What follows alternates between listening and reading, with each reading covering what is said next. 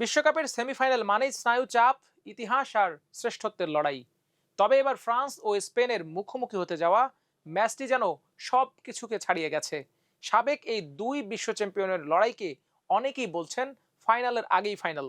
কারণ শুধু বর্তমান ফর্ম নয়, পরিসংখ্যান, তারকার মান, বাজার মূল্য এবং খেলার ধরন, সব দিক থেকেই দুই দল একে অপরের যোগ্য প্রতিদ্বন্দ্বী।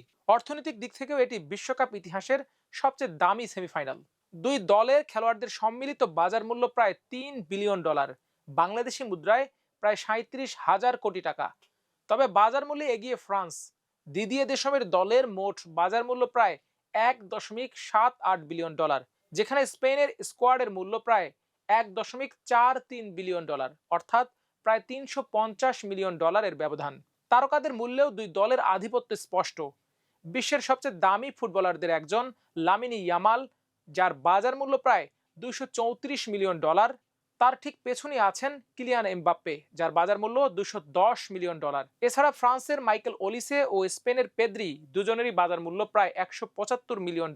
তবে শুধু বাজার মূল্য নয়, মাঠের খেলাতেও দুই দলের দর্শন একেবারেই ভিন্ন। বলের দখল ও পাসিং ফুটবলে এখনও সেরা স্পেন।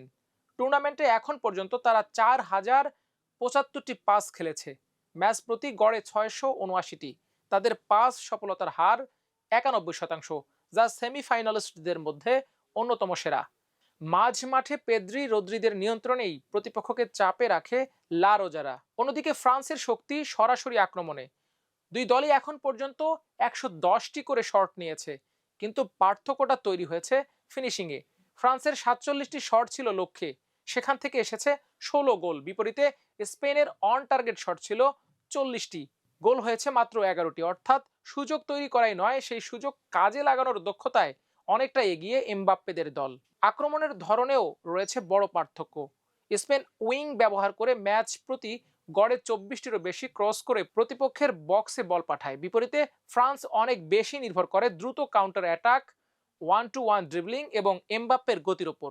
তাই একদিকে থাকবে পাসিং আর ধৈর্য, আর অন্যদিকে থাকবে গতি আর প্রাণঘাতী ফিনিশিং। ফর্মের দিক থেকেও কিছুটা এগিয়ে ফ্রান্স। এখন পর্যন্ত বিশ্বকাপের প্রতিটি ম্যাচ নির্ধারিত 90 মিনিটেই জিতেছে দেশমের দল। অন্যদিকে স্পেনও দুর্দান্ত খেললেও গ্রুপ পর্বে কেপ ভার্দের সঙ্গে ড্র করেছিল। এছাড়া 2 বছর আগে ইউরোর সেমিফাইনালে স্পেন 2-1 ব্যবধানে হারিয়েছিল ফ্রান্সকে। তাই এবার এমবাপ্পেদের কাছে প্রতিশোধের মিশনও রয়েছে। ম্যাচের আগে উত্তাপ আরও বাড়িয়ে দিয়েছেন লামিনী ইয়ামাল। স্পেনের এই বিস্ময় বালক বলেছেন, ফ্রান্সের যদি কাউকে ভয় পাওয়ার থাকে সেটা আমাদের। তবে সেই মন্তব্যকে পাত্তা দিতে রাজি নন ফরাসি ডিফেন্ডার ইব্রাহিমা কোনাতে। তার মতে, আমরা কাউকে ভয় পাই না, মাঠেই দেখা যাবে কে সেরা।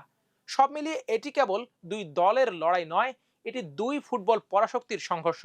একদিকে স্পেনের নিখুঁত পাসিং ও বলের দখল, অন্যদিকে ফ্রান্সের বিস্ফোরক আক্রমণ ও ভয়ঙ্কর ফিনিশিং। পরিসংখ্যান কখনো স্পেনের দিকে, কখনো ফ্রান্সের দিকে ঝুঁকছে।